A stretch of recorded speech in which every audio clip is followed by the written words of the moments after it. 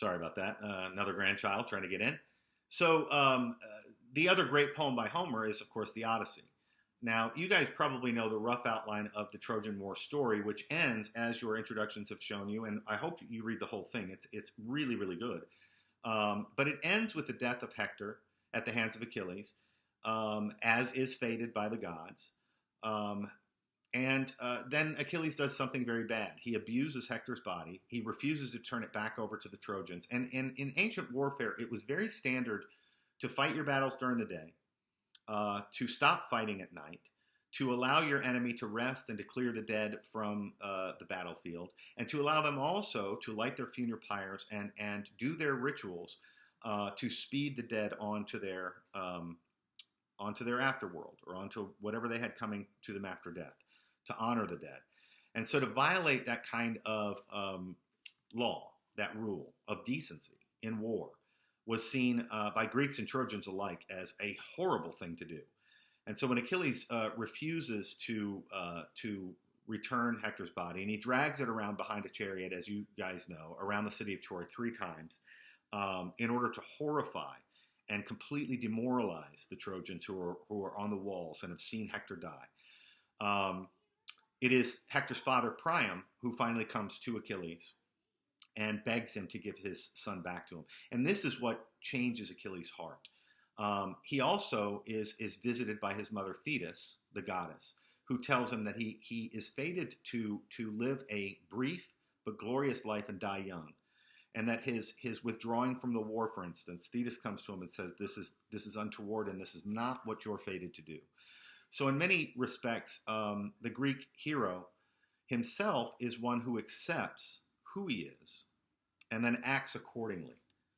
And more often than not, these stories are encased in these tragedies where the Greek hero is delaying or denying his own character. In fact, there's a saying in ancient Greek literature: a man's character is his fate. We might apply it even today. So as you're reading, I want you to enjoy Homer's version of this story. And another thing about the fact that this was an oral story that got written down. There were probably many, many different versions of the Trojan War that were told before Homer's time. We think that that Homer's version came several hundred years after the Trojan War. But one of the things I want you to understand about Homer's version, and I know you heard at least one of the introductory lecturers say something like, we're not sure that Homer even existed. I think I'm in the camp that says, obviously, Homer did exist. The reason that we know Homer's version is that that's the one that the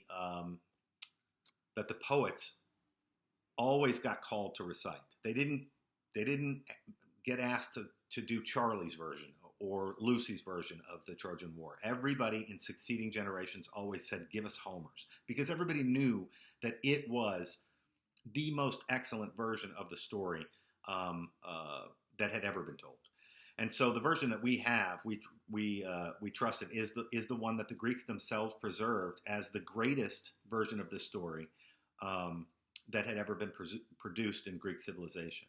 Now, the other great epic of Homer's, of course, is the Odyssey. And I'm assuming, my wife teaches 8th grade English, I'm assuming that all of you are more familiar with the Odyssey in its details than you are of the Iliad. So I haven't decided what we're going to do with the Odyssey, but you know that the Trojan War lasts, it gets won in the 9th year, and in the 10th, all of the warriors get to go home. But for some reason, Odysseus is not allowed to go home. He is waylaid. The gods are mad at him. And I want to explain that a little bit too. Even though this is not in the Iliad, it's actually in the Odyssey. The Trojan horse is famously how the Greeks finally tricked the Trojans into defeat by leaving behind a wooden horse on the beach and then hiding men in it. And the Trojans pulled the horse into the city, and then they partied because the war was finally over. And they got drunk, and the Greeks then waited until they fell into these drunken stupors and then exited the giant horse and slaughtered everyone. The gods would have looked at this as extraordinarily impious. Again, it is a breach of war protocol.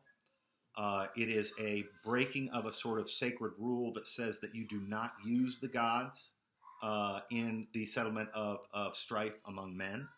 And so for Odysseus, the clever one, to have come up with this ruse to use the fact that the Trojans were the horse people, and their great symbol was the horse. Not to say that they worshipped horses, but that horse symbolized the kind of people that they were, and many of their rituals and their religious observations involved the image of the horse. This angered the gods and said that this was going too far for the Greeks. And it was Odysseus who came up with the idea, brilliant idea that it is. And so he was punished by being waylaid for 10 years before he could get home. Now, Odysseus was married to Penelope. And Penelope, after some time, is the queen of Ithaca, where Odysseus is king. And these suitors beset her and say, look, you've been grieving this man too long. He's obviously dead. You need to pick a new husband so that we have a king of the city again. In ancient Ithaca, the queen, when she married, that person became the king. It's not like in England that you have to be born of the queen in order to be in the line for the throne. Like in Denmark, if the king dies and the queen remarries, then the person that she remarries becomes the king. That was the case as it was in Ithaca. But Penelope has faith that Odysseus, she's not sure, but she has faith that Odysseus will return. And so she puts the suitors off, famously. And she has a young son. And that son has basically never known his father. And so in one sense, he's like an orphan. And he's not respected because he does not have a place in society since his father is absent. And Athena comes to him at the beginning of the Odyssey and says, you need to do something to show that you are a man. And you need to go out with a ship and some men and find out where Odysseus is.